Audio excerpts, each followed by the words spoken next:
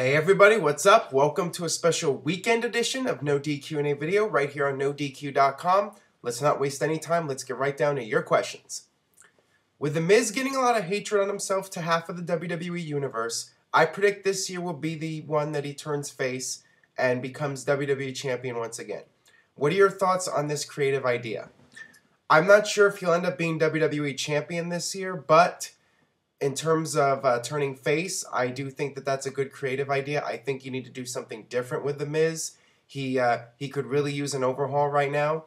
You look back to last year, Sheamus was a heel and he was kind of floundering on Raw, and they moved him to SmackDown and they turned him babyface, and right now he's doing better than he's ever done. So perhaps something similar like that for The Miz is something WWE could do.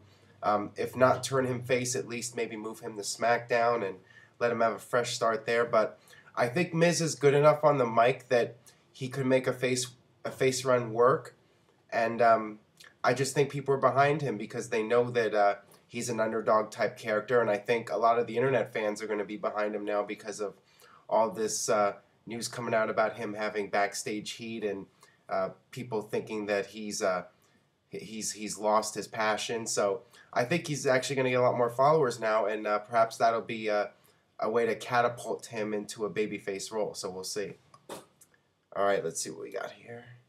If CM Punk ever faced Austin, would you have him as the straight edge savior heel or the loudmouth babyface he's been recently, which is similar to Austin in ways? Your thoughts? Well, I think you would want to have CM Punk as different from Steve Austin as possible. So Steve Austin's clearly going to be the babyface when he returns. There's no doubt about that. So I think you want to let CM Punk have his babyface run right now and let it go on for a while. But down the line, if you're ever going to do a match with Steve Austin, I think it's only natural that you turn CM Punk heel and you play up the whole idea that CM Punk is straight edge and Austin likes to drink beer. It's just a natural dynamic right there. And you could always do something like what they did for Hulk Hogan and Shawn Michaels at SummerSlam. You could briefly turn CM Punk heel for a WrestleMania match with Steve Austin, and then after the match they can shake hands or whatever, and Austin can endorse CM Punk regardless of who wins. You could do something like that. But yeah, you would really need to make the characters different, and I don't think a babyface CM Punk would work against Austin in any kind of match, especially a WrestleMania match.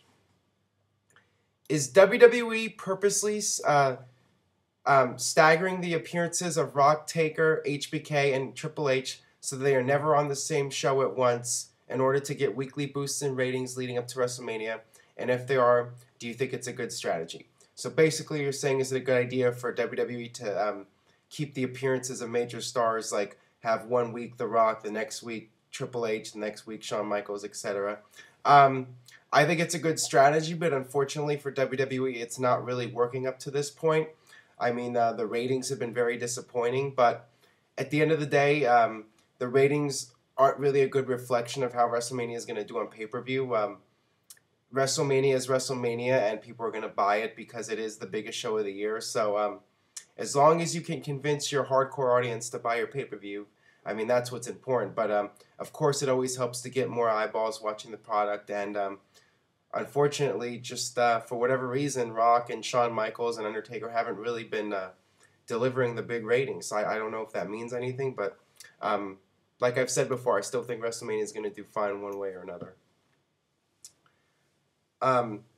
Let's see. If Goldberg, Sting, and Steiner were involved in the alliance, do you think that the angle would have been more successful? It would have helped build WCW and ECW team up more, and they wouldn't have needed Austin or Angle on the WCW team and made the Survivor Series 2001 match better. I think it would have helped to some degree. Obviously, when the Alliance Invasion storyline started, all the fans were expecting the big names. They were expecting to see Goldberg and Sting and Scott Steiner. So you can imagine their disappointment when Booker T and DDP were the only major stars from WCW. That was definitely not a good situation there. And the other thing is the way that the guys were booked. So, I mean, if Goldberg and Sting and Steiner were brought in and booked as second-rate superstars compared to WWE, then it might have still not done that well. So it's really the combination of having the big names in there and then booking the big names like they can, like they are at the same level as the WWE guys. And that's not what happened. And yeah, that invasion thing, it could have gone on for 2 or 3 years and it was blown off in 6 months. So what does that tell you? If the NWO ever gets inducted into the Hall of Fame as a group like the Four Horsemen, do you think it would be just Hall, Nash, and Hogan as a double inductee like Flair, or would they include any other members? I think if the NWO is going to go in, I think it's best that you leave it as the original three, Hogan, Hall, and Nash. When you think of NWO, those were the guys that started it, and then they came into the WWE and revived it in 2002. So that's what I would do. And perhaps if you want to throw in a few more people, you could put in Sean Waltman and Big Show. I would probably leave it at that. You don't want to get too crazy with, you don't want to have it like the old NWO in '98 where you have 20 guys being inducted in the ceremony. So I would just stick it with Hogan, Hall, and Nash and maybe throw in a few others. So many people say Ryder won't face Kane at WrestleMania, that he will face Swagger for the U.S. title. What do you think will happen with Ryder at WrestleMania? That's a good question. Zack Ryder is kind of in limbo right now. It seemed like WWE was building up towards Kane versus Zack Ryder at WrestleMania. That's what made sense, but WWE has gone in a different direction. It's going to be Kane versus Randy Orton at WrestleMania. And obviously they need a big match for Orton, so they decided to put him in there with Kane. Kind of leaves Zack Ryder in a bad spot now. I mean, what are they going to do with him for WrestleMania? I guess they could always throw him in the GM match, but yeah, it's another bad break for Ryder, and it just sucks for him because they had that storyline building up for Kane and Zack Ryder, and made perfect sense to do it at WrestleMania. But plans change, I guess. Hey, Aaron, do you think Mr. Perfect should have ever won the world title? It's hard to say because you have to keep in mind that it is a different era. Back around the time that Mr. Perfect was in his peak, the world champion was usually the top guy. He was the top draw in the company, and the titles did not change hands that often.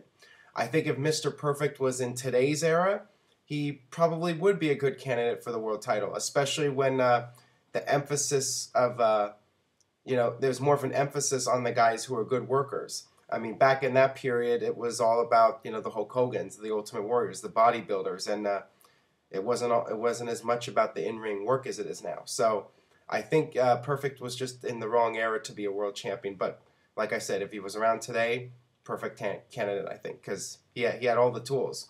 Great mic work, great in the ring, great look, everything. So he was perfect. All right, that'll do it for today's edition of No DQ&A video. Thanks as always for watching. Make sure you subscribe. YouTube.com/NoDQCAW. Leave a comment on the video. Let me know what you think. And keep spreading the word on Facebook, Twitter, Tumblr, wherever else you go. And we'll see you next time.